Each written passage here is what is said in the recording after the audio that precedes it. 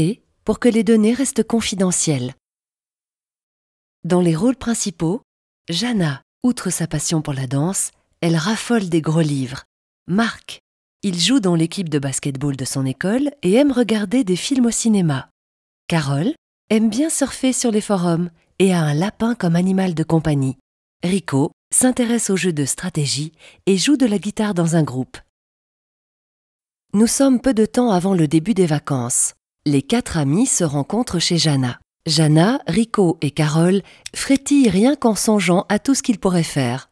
Mais toute la journée, Marc a refusé d'en parler. Il est vraiment de mauvaise humeur. Les autres commencent gentiment à se faire du souci.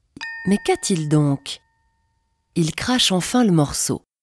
Récemment, le père de Marc, qui est inventeur et ingénieur, a participé avec son équipe à un concours international. L'idée? Un toboggan à looping absolument révolutionnaire. Le projet avait toutes les chances de l'emporter. Mais lors de la présentation, le projet a été refusé. Il se trouve que la concurrence avait déjà proposé exactement la même idée. Et cette équipe s'était immédiatement hissée au premier rang.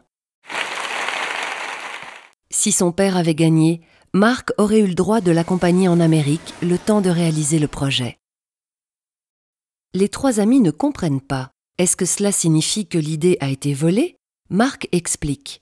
L'équipe communiquait exclusivement par email. Son père avait supposé que c'était sûr.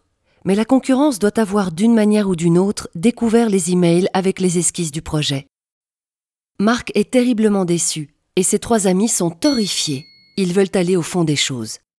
Ils se demandent comment cela a-t-il pu se passer et peut-on faire quelque chose là contre? Voici la sœur de Jana, Lena, étudiante en informatique en 6e semestre. La protection des données est l'un de ses thèmes favoris. Elle veut aider les 4 amis à comprendre le vol. Elle explique. Vu que le père de Marc échangeait avec son équipe les plans du projet par email, on ne peut pas dire avec certitude où le vol de données s'est passé, lors de l'envoi, pendant la transmission ou lors de la réception. En principe, toute communication transitant par Internet peut être lue, mais il n'est plus possible de déterminer où les données ont été volées. Les 4 amis sont déçus. Le coupable ne peut plus être démasqué. En même temps, ils sont surpris qu'il soit possible de voler des données contenues dans des emails. Ils demandent à Lena « Comment pouvons-nous au moins protéger nos données à l'avenir ?» Lena met les points suivants en exergue. Avant tout, le père de Marc ne devrait pas envoyer de données confidentielles par email. Mais s'il ne peut pas faire autrement, il est alors possible de rendre la communication sur le net plus sûre avec une procédure de cryptage. Et cela se passe ainsi. Imagine-toi que tu déposes ton vélo à la gare. Pour éviter qu'il ne soit volé, tu utilises un cadenas à combinaison. Seul celui qui connaît la combinaison de chiffres permettant d'ouvrir le cadenas peut utiliser le vélo. La bonne combinaison de chiffres est aussi appelée clé. Tu as besoin de la même clé pour encoder et décoder le cadenas. Si un ami veut utiliser ton vélo, il doit connaître la bonne clé.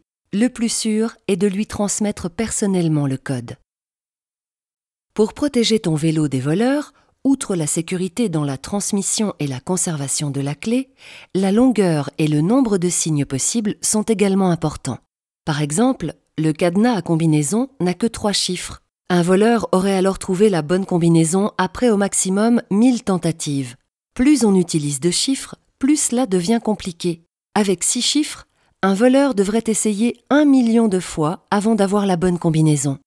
Et si aux chiffres, tu rajoutes encore des signes, cela devient encore plus difficile pour lui. Notons que plus une clé est longue et plus on utilise de signes différents, plus il est difficile de la craquer, et que le principe du cadenas de vélo vaut aussi pour le cryptage de données. Seul celui qui connaît la bonne clé peut lire le contenu des données. Les 4 amis savent désormais qu'il existe une procédure de cryptage pour un envoi plus sûr des données via Internet.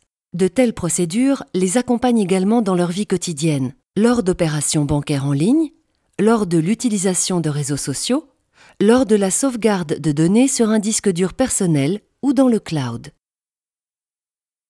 Par ailleurs, les concurrents ont en fait commis une grave erreur. Ils ont oublié d'enlever le filigrane numérique des plans du père de Marc. La fraude a été découverte et ils ont été disqualifiés. Marc peut maintenant encore accompagner son père en Amérique. Et toi, as-tu aussi des données confidentielles qui méritent d'être cryptées ?